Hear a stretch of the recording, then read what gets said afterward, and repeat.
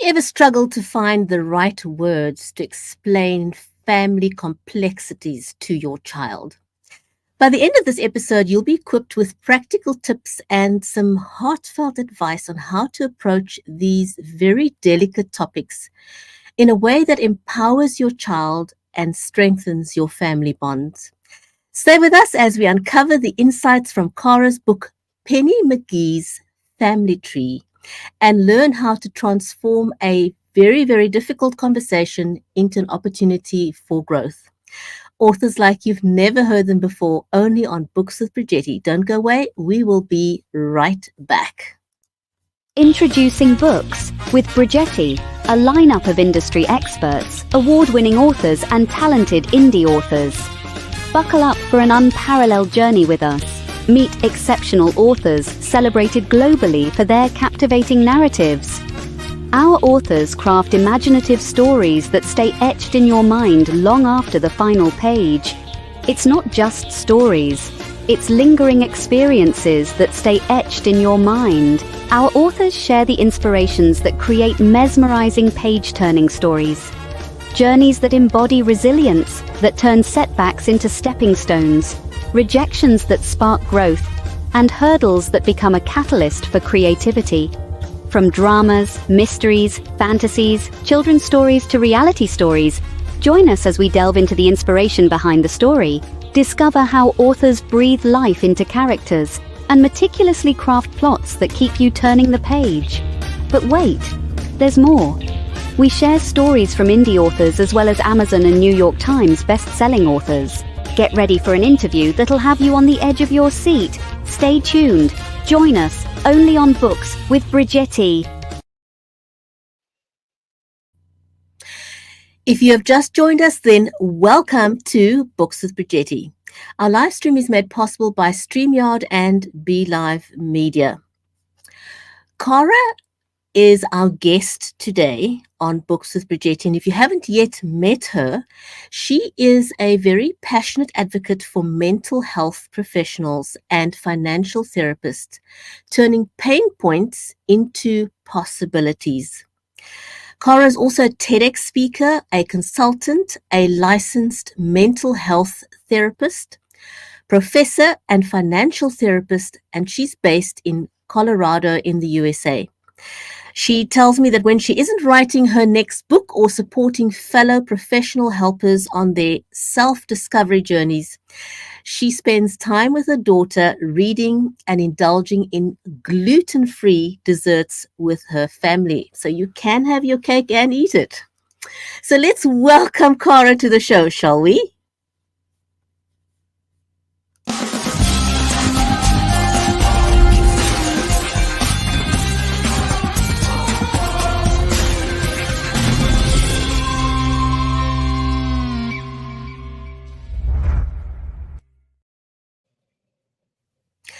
Khara, welcome. I am absolutely delighted to have you as my guest today. And I wish we were talking about gluten-free recipes, but we'll have to leave that for another day. Yes, there's always time to talk about dessert. Thank you for having me. It's such a pleasure. I'm going to jump right in because the time always goes by so super, super quickly. How does Penny McGee's Family Tree challenge traditional narratives about family structures? Yeah, I mean, when I decided to write this book, I realized there wasn't a book out there for kids. There were lots of books about estrangement for adults, but not for the children. And so I think what makes this book different is, one, there wasn't a book out there ever about the topic until now, but also it allows parents and caregivers and therapists who work with children to talk about a topic that feels really tricky because we're not really sure what to say. So the book serves as a place to normalize that topic, but also a guide of what this could look like, what the conversation could sound like. And it was really fun to make, actually. Wow. In what ways do you think children internalize family estrangement, and how does your book address this? As a mental health therapist for 14 years, I used to work with children, and it was really obvious that they would take on responsibility for things that weren't theirs to be responsible for. So, whether it was parents divorcing, or in our case, talking about estrangement, it was really natural for a child to say, "Oh, what did I do to make this happen? How did I cause this to be? Is this my fault?" And not even just a question, but like adopting it as their truth of this is my fault. This is my problem. And so working with kids, it was like, how do we make this different for them? How do we make it so that they don't own something that's not theirs to own? And so talking about this allows kids to see there's an explanation here that's not about them. It's about mental health, it's about relationship conflict, it's about things that aren't related to the child at all, but they might need to know a little bit about to recognize it's not theirs to hold. I often think about that in terms of, and I know it's not something that we're going to cover in today's conversation, but I always think about children when there's a death in the family because everyone rallies around the adult or Mhm. adults who experience the loss. But nobody sits down and actually takes the time to explain to children or to give them some, comfort and Mhm. understanding of what has happened. So, like in this instance, the children tend to get left behind in the adult world. Right. Um, how has your own experiences or observations influenced the way you approach family estrangement in the book? Yeah, so this book and the book I first wrote for adult children, specifically adult daughters who are estranged from their mothers, both of these books were inspired by client work. So I had clients coming in for trauma, wanting to work on themselves, their self esteem. And a lot of them started coming in saying, and I also have a problem with my mom. And so I started to see a pattern in how they were adopting and handling things. And so I wrote a blog in 2020 and checked it out with some other fellow therapists. And so the first book on mother daughter estrangement was created and written. And then this book was inspired by the children, as you named, who are left kind of on the back burner. They aren't thought of, well, how do I talk to my kids about this? So, working with moms, working with women, their biggest concern is what if my child blames me for not being able to see their grandparent, for example, or their aunt or uncle because we're estranged? So, this children's book was really inspired by their fears of how do I talk to my kids about this? What do I say to them? How much do I share? And so, putting it in a children's book format made it approachable to kids, but also made it easy for parents to engage and read aloud with their kids to see what questions naturally come up for their children. Are you targeting a specific age group in this book?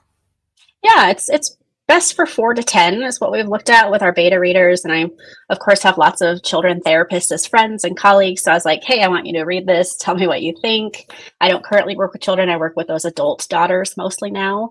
And of course, the therapist that you read in my bio. So asking them 4 to 10 is kind of the range. A lot of 5, 6, 7-year-olds really resonate with the character because she's in school and so are they. And so just really trying to have a plot that kids could resonate with was one of my goals. Now, I will mention, because you asked where this all come from, in addition to my clients being inspiration, I am married into a family that has estrangement as part of it. So when I was thinking about messages for my nieces and nephews, when they have questions, what would they want to read? That also is who this book is dedicated to, is my nieces and nephews. Now, I know you've touched a little bit on my next question, but I'm going to ask it anyway. What are some of the most common misconceptions parents have when talking to their children about family estrangement? The biggest one is they worry that their child wants to know every single detail. That they have to give this whole explanation of like, here's how this came to be, here are years of conflict, here's years of trauma, whatever it may be that caused the estrangement to happen. When really one of my 5 tips in the book is answer the question they have, recognizing there might not be another question after. So depending on the child's age, they might have a simple question like, does this person look like me in the family that I don't know? Do they like mashed potatoes? Do they enjoy art? Right? Something very simple, a one question, one answer sort of situation. But I think out of anxiety, parents assume that kids want a lot more information, and that makes them nervous because they're like, oh, am I now sharing all of the skeletons in our closet? Am I worrying that I'm going to say too much? Am I going to parentify my kid? These are concerns I've heard from adult daughters specifically when they're raising their own children to say, how do I do this better? So it's really taking the lead from your child and asking your child to, or allowing them to ask the question and then answer that specific question without That's right. answering questions they don't even have. Yeah, so we're not like, this may seem kind of silly, but like we're not word vomiting all the things that children don't care about. I mean, it's very common for a child, let's say a 4-year-old, to have a question, then run off and go play. And the parents, as they prepare for this conversation, assume it's going to be much more lengthy or much more deep when maybe a child just has a simple question. So reassuring parents and their nervous systems that that's not always the case might help them actually show up well for this conversation. What are some of the emotional responses that you hope to evoke in both children and parents when they read the book? The big one that's popping in my head is curiosity, of just keeping an open mind of what is the experience like for adult child versus children in the book. There's one child in the book. And so curiosity, compassion, of course, is something I'm always trying to support people with because we don't have the full story. We have one person's side of that story. In this case, it's adult child telling their child what happened with grandma or aunt or uncle, whoever it may be.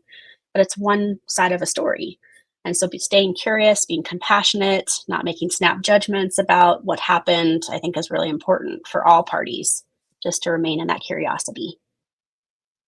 Absolutely. Can you hold up the book for a minute and just Yeah. show us that cover and tell me about the cover? Yeah, so these are the three main characters. So Penny McGee's here in the middle, elementary age child, two parents. We have biracial parents, right? Sorry, it's a little shiny because it's a nice glossy cover. So dad, mom and dad, opposite on your screen here, dad, mom. And so the whole preface of the book is that Penny comes home with a family tree assignment and she's anxious, she's panicked, saying, my tree is going to look different than anyone else's because I don't have grandparents on mom's side. And so it leads to a really healthy conversation with mom and dad both present, where mom explains why that came to be and encourages Penny to ask questions. So just wanted this like really pretty tree image, but also to show the three characters for folks who are like, I need characters that maybe represent my family or look approachable. And this is my first children's book, so I learned a lot about like illustrations really matter because that's the first impression that people get on a book like this. So those are those characters.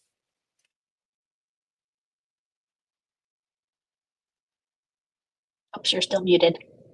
Funny enough, when your child starts school, it's one of the first assignments that teachers love giving children is doing a family tree, talking about yourself. And they come home and I've got this list. What was I like? When did I first sit? When did and extended family.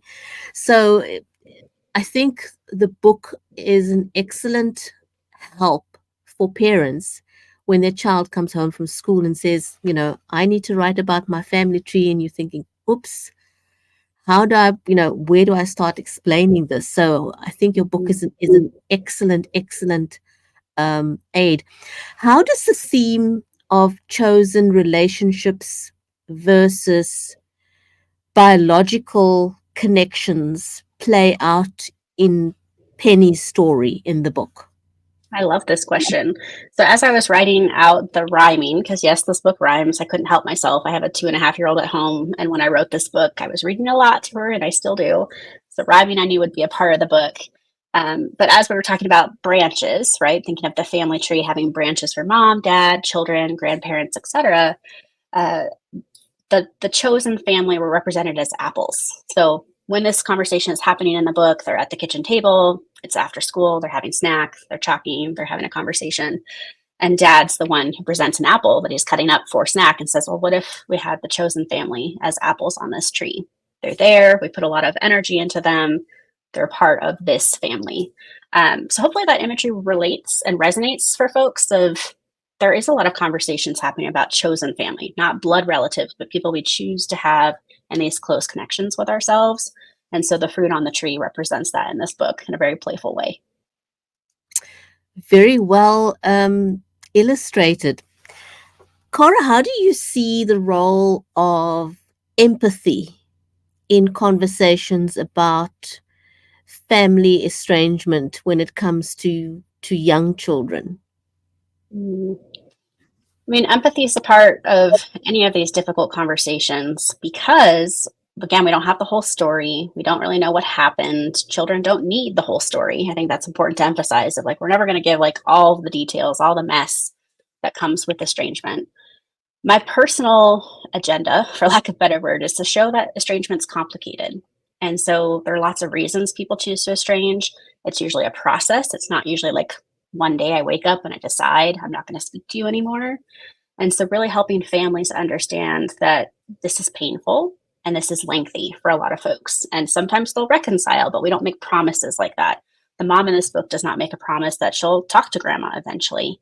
And so empathy, I think, is just holding space for everyone's perspective, which is you don't have to agree with my choice to estrange, but empathy of like, I know that this must have been hard for you. And there's that compassion and curiosity of tell me your side of the story if you want to.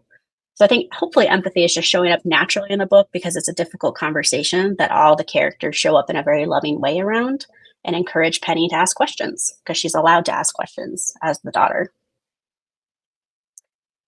Do you have any behind the scenes insights into the creation of Penny's character and her journey in the book that you don't share?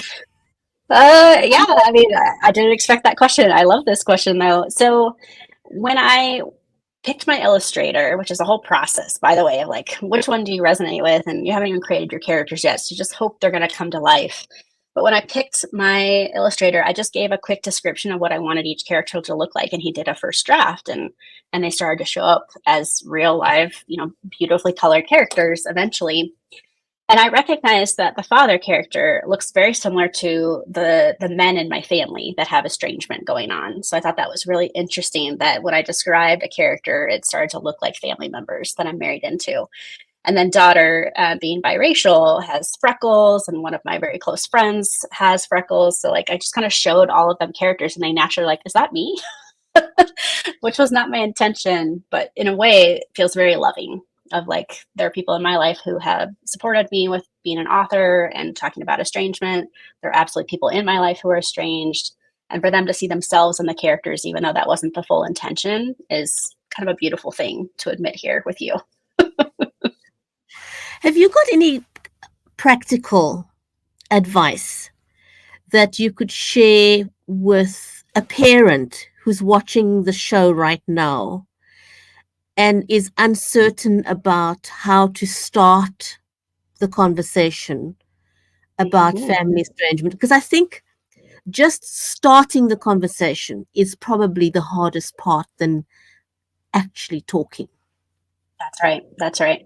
And for a lot of these parents, just knowing this book exists is preparation for that conversation, right? So to feel prepared versus reactionary helps parents feel less stressed about this whole circumstance. So other than, of course, plugging the book for people to look at, there are 5 tips I put into the back of the book for parents and caregivers who are raising children who have estrangement in their lives. The first tip is to breathe. And you and I have kind of talked about that of like, we have to regulate. Maybe we're starting to think ahead. Maybe just watching this live, they're thinking about what would I say to my kid if they came to me tomorrow and asked about so-and-so that we don't talk to right now. So breathing, right? So like that co-regulation. Kids are really powerful barometers of how we're feeling because they pick up on our emotions and feel that like a sponge. And so as a therapist, I'm always like, what's my body doing? Am I breathing? Am I regulating? Because then my kid's going to pick up on that. So parents, that's your first tip, is just to breathe. The second thing, of course, we talked about is to remain curious and invite them to ask whatever question they have. So instead of maybe a reactionary response of, I don't want to talk about this, maybe now it's, what do you want to know? And be pleasantly surprised when it might just be one question that they have. Does this person like chocolate? No? Okay, moving on. There's 5 tips total. Those are 2 of them. The big one is to invite other questions. So lots of kids just need time to take in whatever we shared. So if we have a one phrase answer, one sentence they wanted to hear, letting kids know that they have a chance to come back and ask more questions as they need to is really important. So this is not usually a one and done conversation. Sometimes kids just need to marinate on what we said about grandma, uncle, aunt, whoever. And also validating their feelings, which we see with Penny and her mom in this book, where mom's like, you're allowed to feel sad or angry or confused about why this happened. What questions do you have for me? And so hopefully And that's a leaving good the door modeling. open for conversation, for future conversation. Yes, It's that's like right. not saying, well, this is the end of the discussion. We're never talking about this again. Right. Right. Would No, not encourage that. no, no. Yeah. So open-ended. Exactly. Now, we did talk a little bit about value. And I think as humans, we all have a desire to be valued and to feel that we are valued, and particularly so within the family circle. So, how does Penny McGee's family tree encourage children to see the value in their unique family dynamics? Mm. I think just by normalizing all families are different is a big theme of this book of like all the trees that come back to school as the project we all had as homework are going to look different, but there's not one way it has to go. And so having the chosen family represented as apples on her tree helps Penny feel seen and valued and heard. The parents also get to celebrate relationships they've cultivated by saying, here are those people on this tree as apples. So my hope would be for Penny and anyone who's a reader of the book that they see family as unique to each person, that there's not a cookie cutter family, that it's not two parents and two kids or one parent and two kids, or maybe there's parents who don't have biological children. Maybe they have adopted children. So there's just so many dynamics out there that I think children's books are trying to normalize for families. And this is just one of them.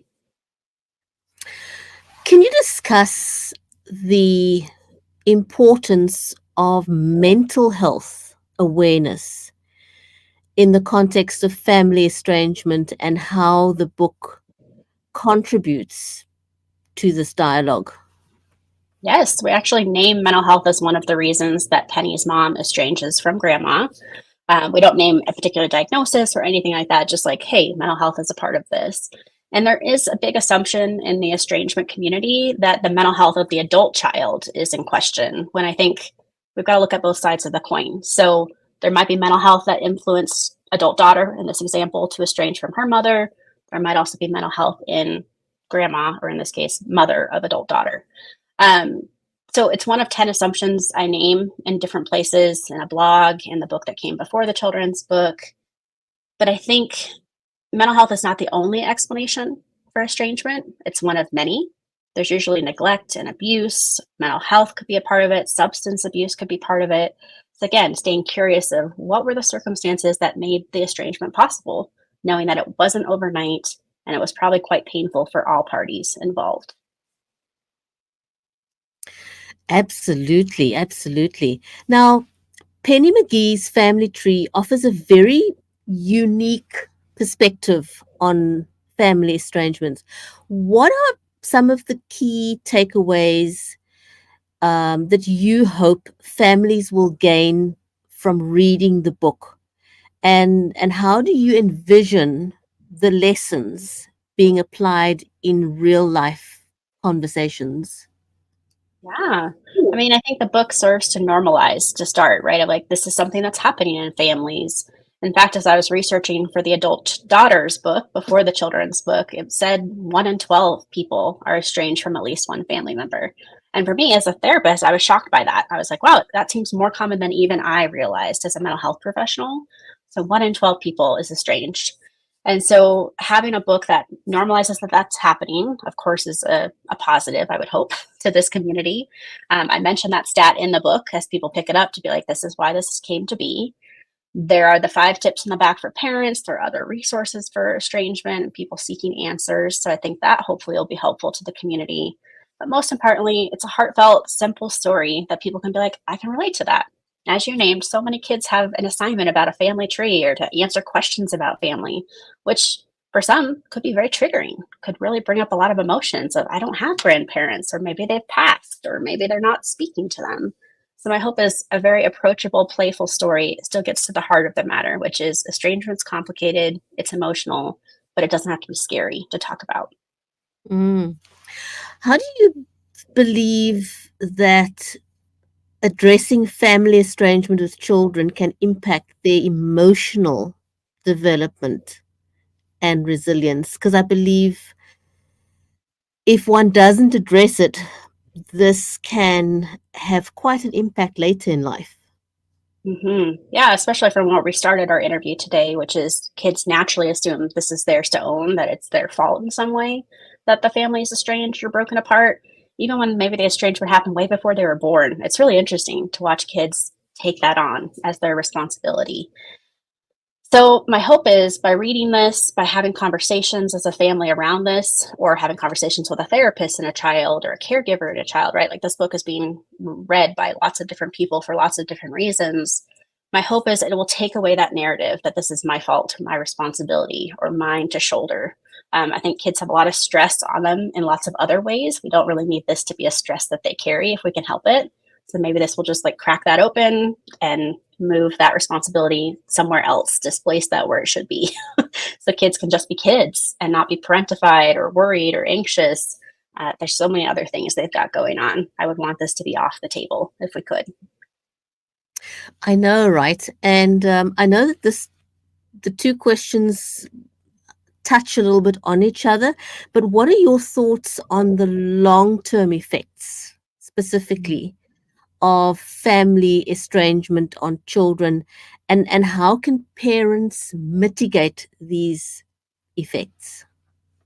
Yeah, I mean, long term, I think there's kind of two different paths it could take. It could be I'm going into hyper independence and I don't need anyone because I didn't have a family system that had a lot of connections in the family. Maybe it was I had one parent raising me as a single parent and I had no other relations to connect with and belong with. So that hyper independence is coming to mind as one path a child might take, depending on how the rest of the relationships look. On the other hand, they might find themselves putting more emphasis and importance on family. Of like, hey, I didn't have a lot of family, so now I want to really create healthy family for myself. I'm noticing the two youngest generations are really trying to break trauma bonds, break trauma cycles in their family. So we think of intergenerational trauma. Estrangement could be a part of that. So I imagine a lot of these kids who have estrangement in the family, they're going to probably focus on relationships that are healthy, but also still have a wondering about the people who are absent. I think that's very natural to wonder, what was that person like? What would my life look like if they were a part of it? Most of the adult women that I talked with would say, I just want to make sure that if my kid has questions or wants to maybe reconnect with this family member in the future, that that's their choice. And it usually landed on, when is this child an adult? When they're an adult, they can make all sorts of choices. And so a lot of those moms were like, how do I help them understand that I'm not trying to keep them from them, but I am trying to protect them from some of the things that happened in their own childhood. So I know that's a really long-winded example of what you're asking of long-term effects, but I think it's really dependent on the person of how they view the estrangement. Was it helpful to be estranged? Was it hurtful to be estranged? And how does that create a narrative for them when they go into adulthood? Absolutely. We're going to take a really quick break. And when we come back, I am hoping that we can share some really practical tips with our audience.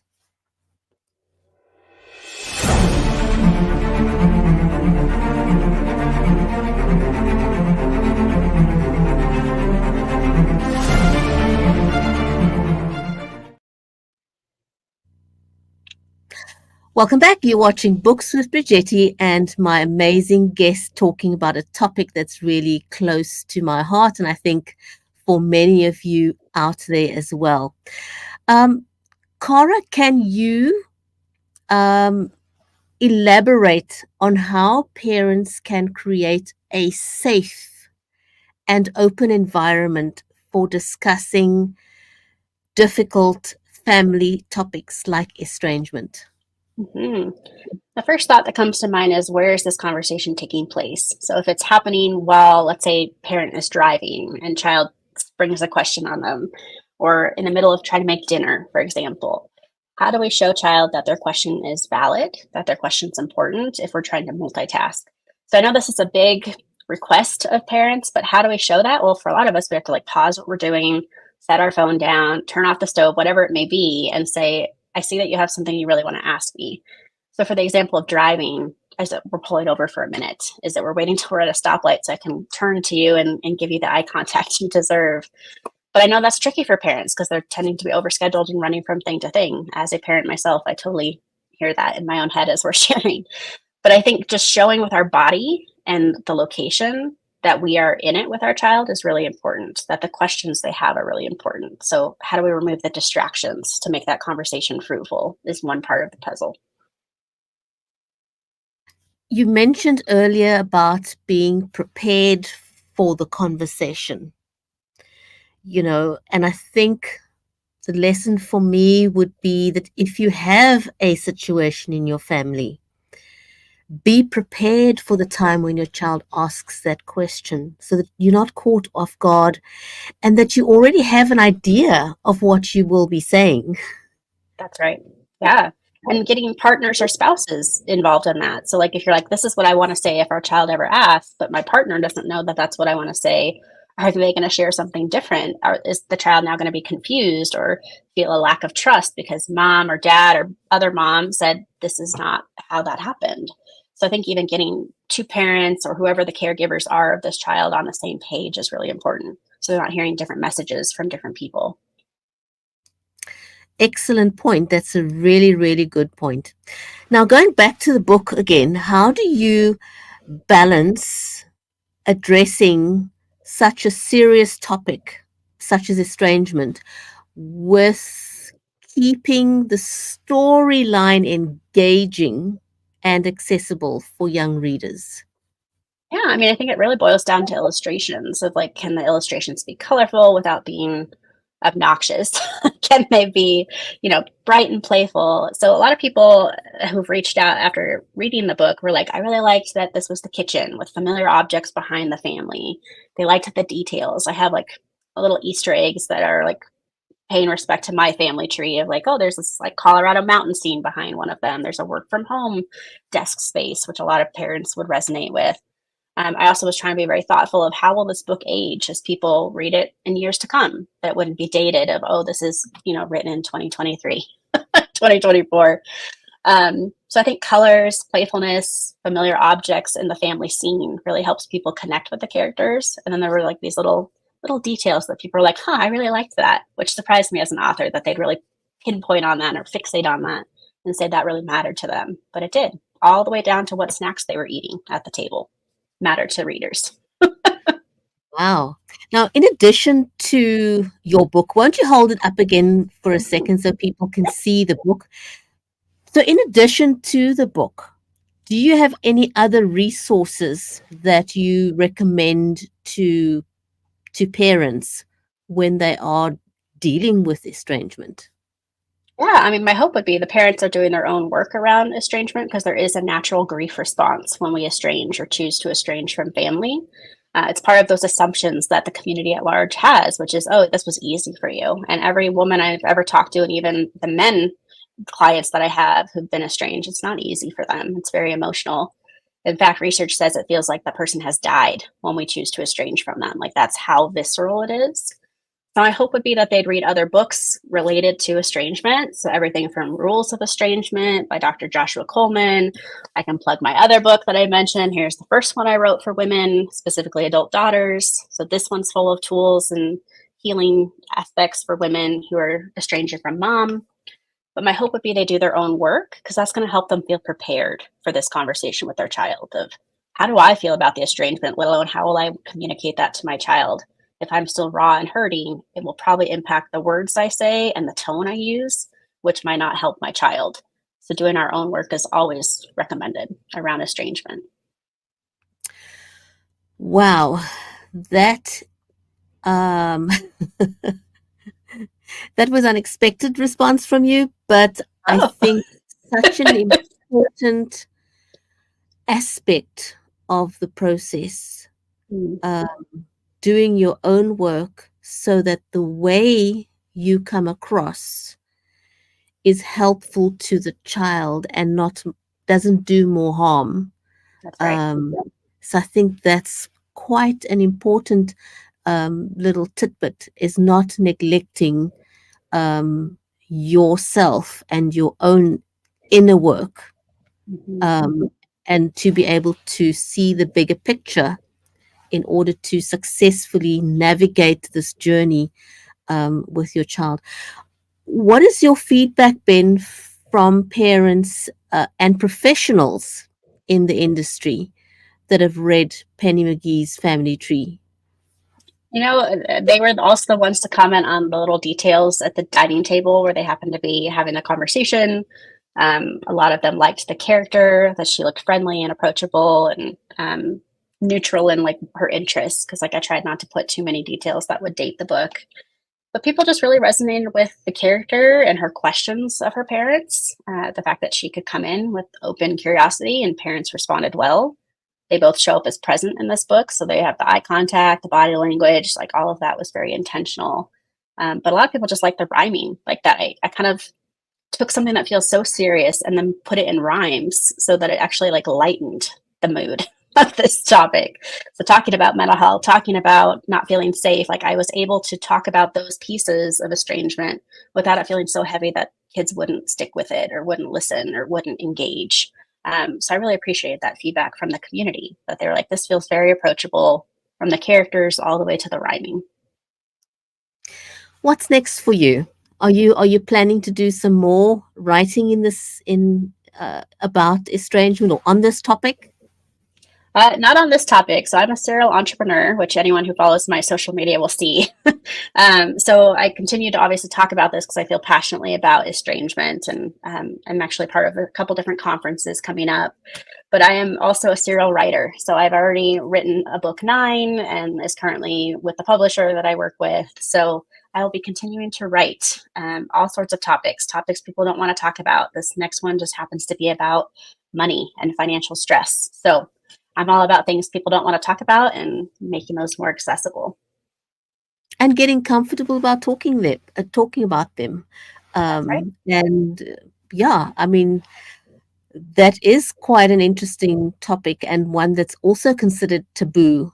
Yes. You know, Yeah, you mentioned earlier, death, and I've written a book about suicide. I've written a book about estrangement, and I'm writing about financial stress and scarcity. So all the things people want to hide, I'm all about putting them out into space and saying, hey, do you resonate with this? Does this normalize it a little bit?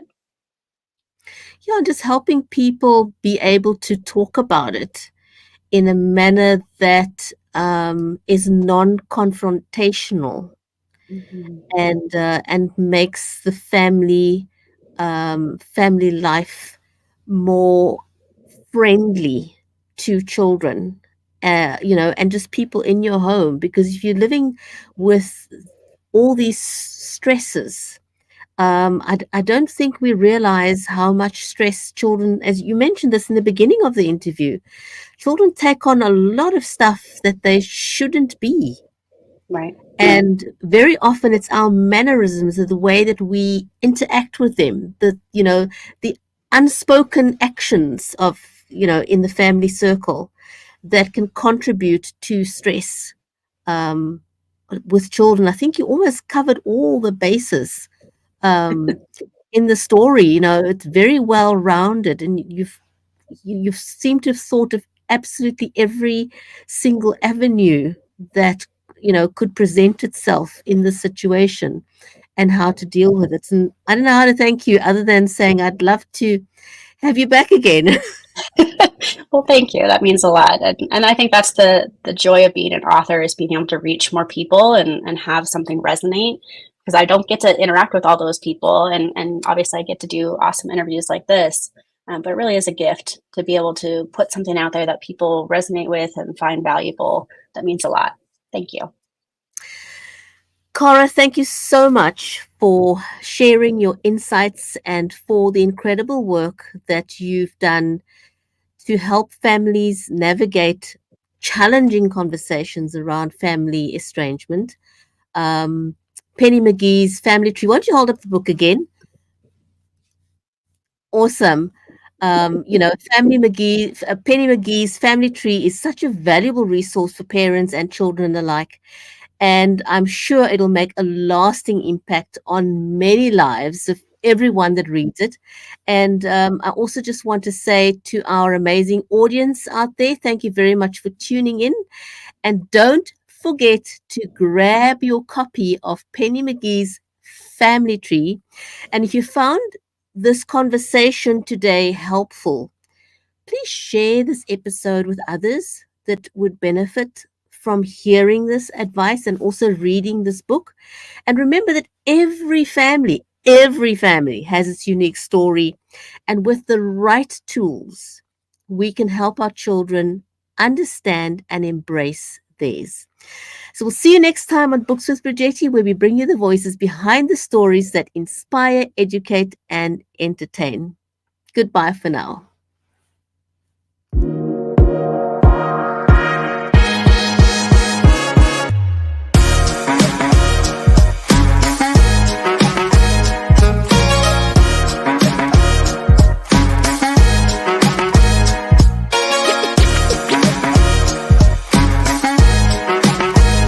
Thank you for joining us on Books with Bridgetti.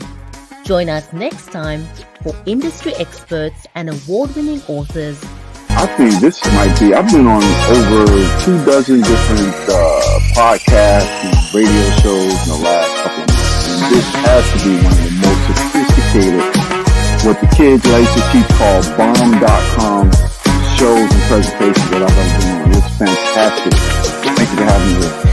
Available wherever great books are sold near you.